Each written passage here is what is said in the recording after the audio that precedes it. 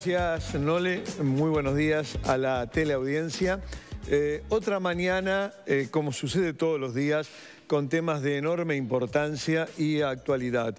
Ustedes seguramente se han enterado del fenómeno de las bacterias multiresistentes a los antibióticos y que han provocado y provocan gravísimas secuelas.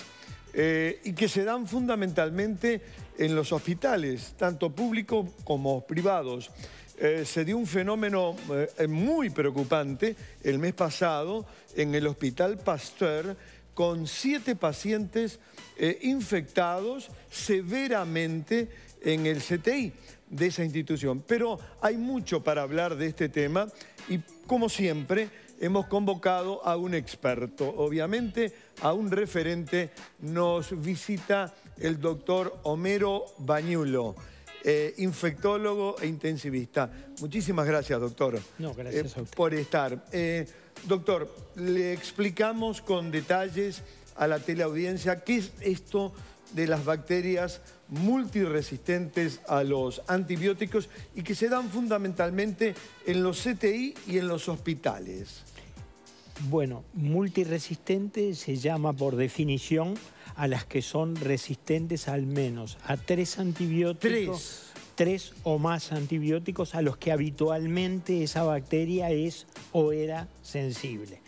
Y esto se desarrolla por muchas razones, entre ellas muy importante el uso de los antibióticos. Los antibióticos son diferentes al resto de la medicación. ¿Por qué? En 2 aspectos fundamentalmente. Uno es lo que se llama la obsolescencia. Cuanto más usted los usa, menos útiles le van siendo. Menos eficaces. Van perdiendo porque van desarrollándose justamente bacterias resistentes. Se seleccionan bacterias en las cuales estos antibióticos no hacen, estas bacterias se reproducen y se diseminan. Esa es una. Y la otra característica importante que tienen es lo que en general los economistas llaman como externalidad negativa. ¿Qué quiere decir esto? De que el desarrollo de resistencia, por supuesto, a uno lo perjudica, pero el desarrollo, si a mí me tratan y desarrollo una bacteria resistente, perjudica también a todo mi entorno, porque esa bacteria va hacia otras personas, va hacia el medio ambiente, del medio ambiente pasa hacia los trabajadores de la salud, que la pueden llevar a otro enfermo, entonces acaba siendo la comunidad afectada.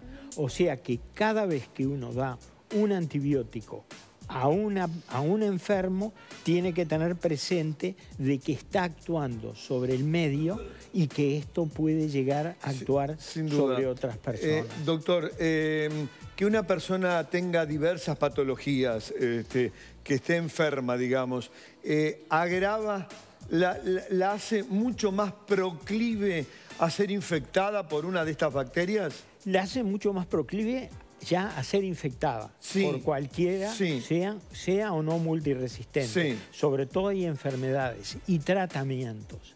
Y lo que es muy importante que pasa cada vez más con el avance de la medicina es que los pacientes son cada vez más invadidos.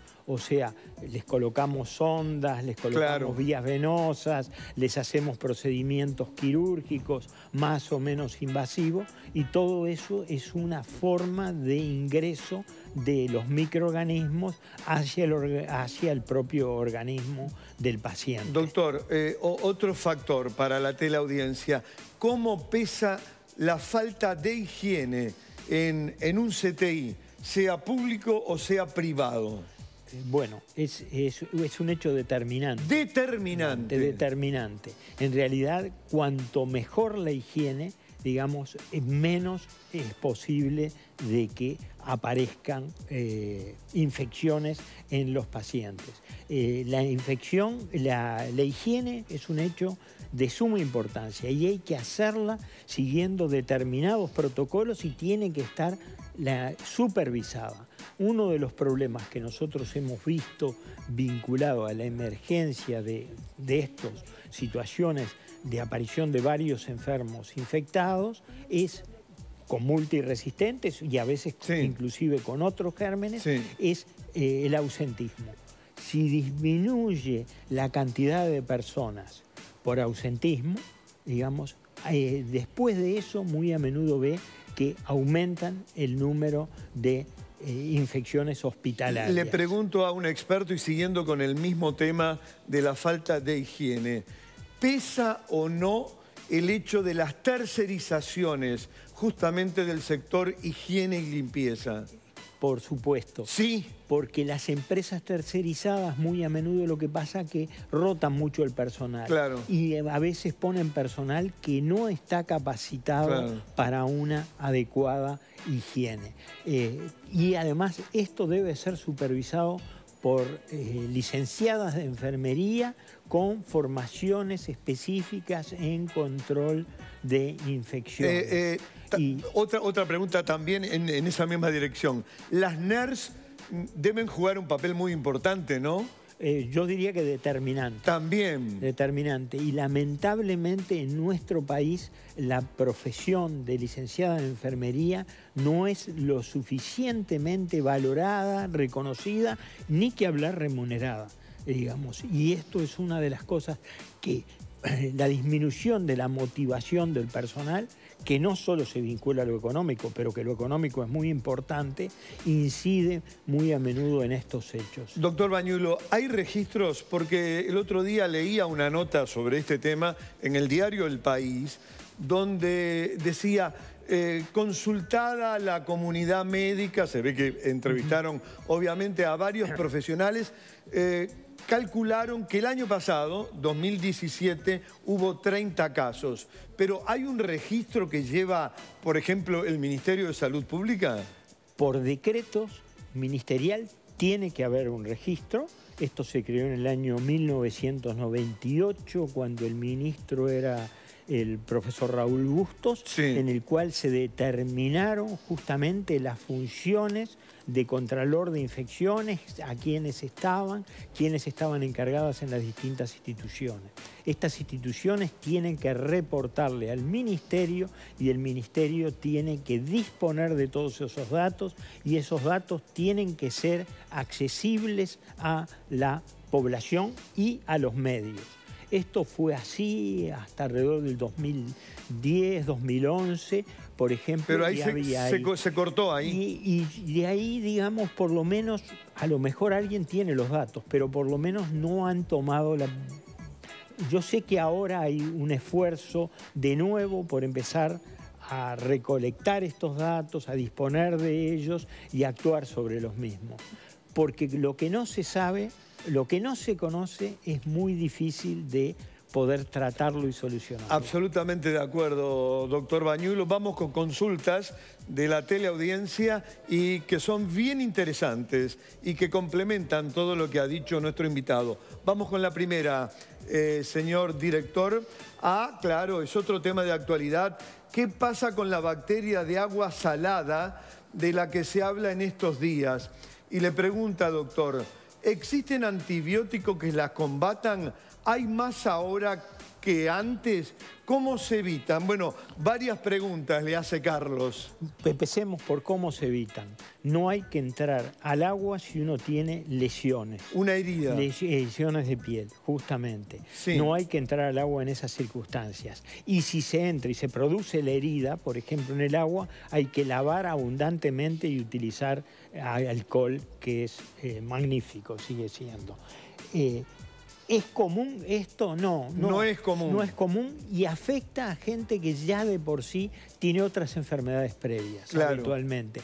Nosotros hemos visto, por ejemplo, en pacientes con enfermedades hepáticas, diabéticos, con alteraciones graves en los miembros inferiores. Hace años que se conoce esta bacteria y, digamos, ahora probablemente se conozca más y los microbiólogos la aíslan más, pero es un hecho. Y también se puede ver en agua dulce. También en agua dulce. Que no es la misma bacteria. Da el mismo cuadro clínico que se llama fascitis necrotizante. La bacteria se llama Edwardiella tarda y hemos tenido de gente que se bañaba en el Río Negro, hemos tenido algunos casos. O sea que hay algunas que son de agua salada y otras que pueden dar el mismo cuadro y ser de aguas dulces. Vamos con la segunda pregunta. Los antibióticos, de lo que decía ahí, responden bien a los antibióticos. Responden bien. El problema es que el tratamiento en general es quirúrgico, porque uno ve una manchita muy chica y resulta que por debajo hay una gran afectación del tejido que está por debajo de la piel. Gracias, doctor. Realmente una clase abierta, impresionante todo lo que nos ha dicho el doctor Homero Bañulo. Por algo es un referente. Vamos con la segunda consulta de la teleaudiencia para usted. Stephanie le pregunta, doctor, he escuchado, mire esto, hablar de bacterias resistentes que se encuentran en los aires acondicionados. ¿Es común eso? ¿En qué otros lugares raros, dice Stephanie, puedan aparecer? Doctor. Muy buena pregunta. Sí.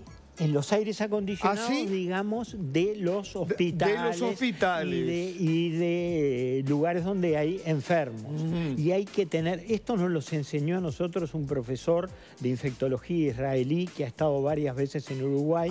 Recientemente fallecido, el profesor Ethan Rubinstein. Y nos recomendó en su momento tener un protocolo de higiene de los filtros de los aire acondicionados que aproximadamente cada 10 a 15 días tienen que ser de acuerdo a las condiciones, etcétera, tienen que ser muy bien higienizados y tiene que haber personas que asuman esa función, digamos. Es una función de responsabilidad dentro de los hospitales. Y le preguntan en qué otros lugares, por ejemplo. Bueno, en los hospitales, digamos, se lleva en las manos el personal que a veces no se lava o no utiliza el alcohol gel todo lo que se debiera, puede llevarlos y estar en las manijas de las puertas, puede estar en los teléfonos celulares, esta costumbrecita de atender el teléfono celular mientras se está atendiendo a pacientes, que no es bueno, digamos, y eso además contamina los teléfonos celulares,